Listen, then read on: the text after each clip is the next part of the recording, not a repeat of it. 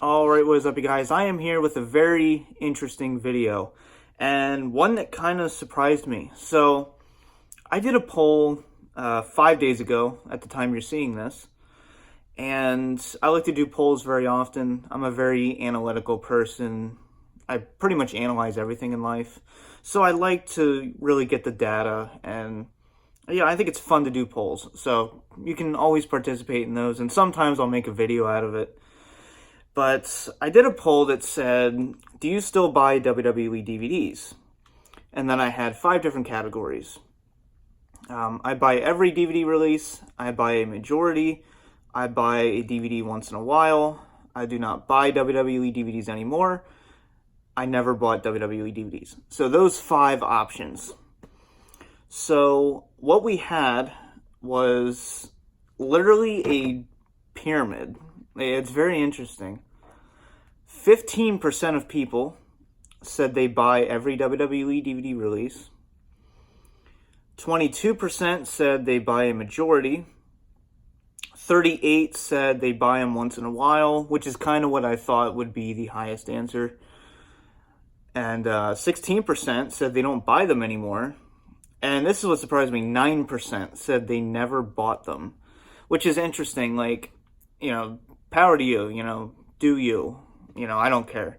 But it's just interesting, like, I'm a wrestling DVD channel, and I have 9% of the 448 votes I got never bought them. So it's just interesting to me that, people watch my channel and have never bought one. So it's kind of cool.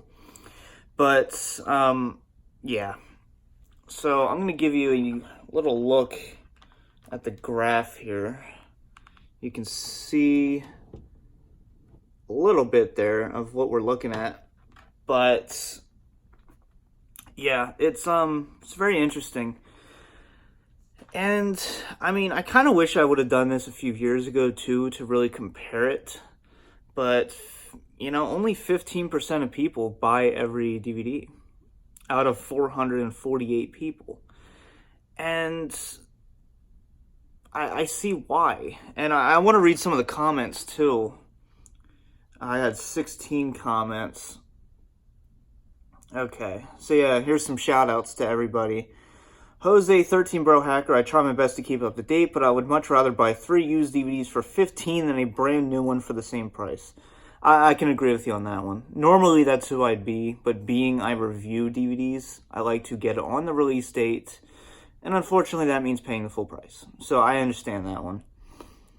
DVD reviews and more, I only buy them if they look good. Yeah, I completely understand. And that's probably one big reason why only 15% of people get them anymore, which we will get to. 2004 Punk, I get all releases. He's another DVD channel. Let's see. Oz. Okay, we're just going to say Oz. I don't buy them as much these days. There's also the network to watch the shows on. I still get them on occasion. I'll get to that point too. I only buy the DVD if it's worth it. A few people were saying that they're only buying past DVDs, like they're trying to complete the pay-per-view sets, which I actually went through that as well before I started this channel, where I kind of stopped buying the current ones and just finished my pay-per-view sets. Okay. Carlos, besides a few docs, I haven't collected much since 2008. So yeah, it's 11 years.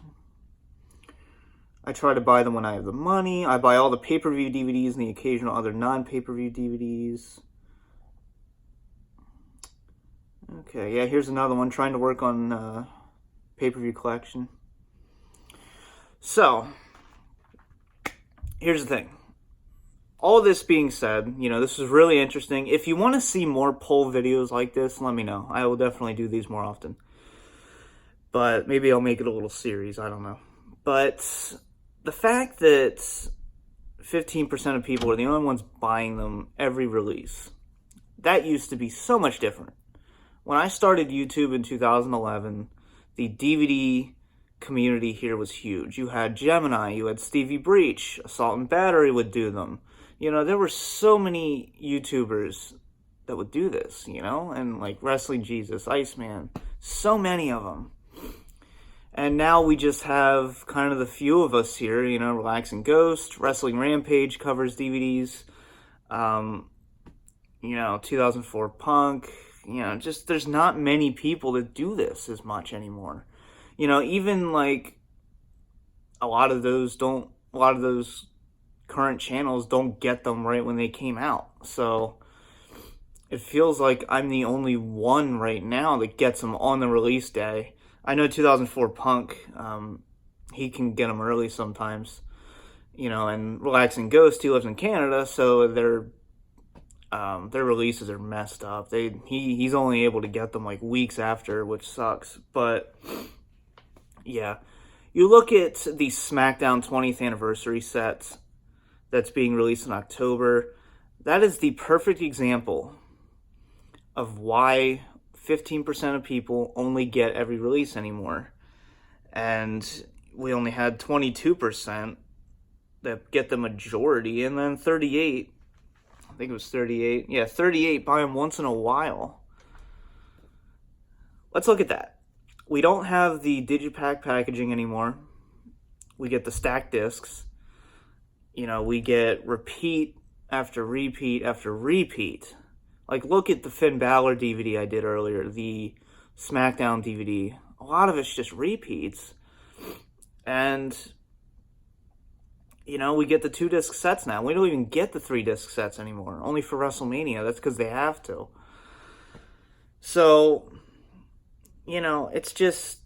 And another good point was that all this is on the network. You know, people asked me why we're not getting box sets and anthologies anymore. It's because it's on the network. And they're not going to spend the money on deluxe packaging if it's only going to go out to a few people. You know, like, you know, I would love to have gotten a SmackDown 20 episode box set.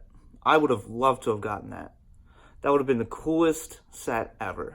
Because I used to love SmackDown growing up. So, you know, that's on the network. Those 20 episodes are on the network, so I guess their point of view is why release them when you can just go on the network for $10 and just watch them all there. And they basically don't have to do any work because it's on there permanently for however long the network's there. And I do think the network will probably be permanent. I mean, until the company goes down, and even if the company does go down, it's not going to be for a decade at the very least. WWE ain't going bankrupt.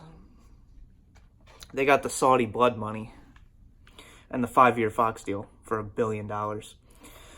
But yeah, you know, I want to thank everyone who participated in this. It was very interesting. If you want to see me do more polls, I definitely will. It's sad what the state of the kind of DVD community we have here is. It's only a few of us. And it used to be so much more. Like when I started, there was competition. There were a lot of people doing this. And it just feels like there's only a few of us here, but we still have the passion. So that's all that matters right now, which is good. You know, Awesome 4K, he also does them. You know, he does a really good job with those too.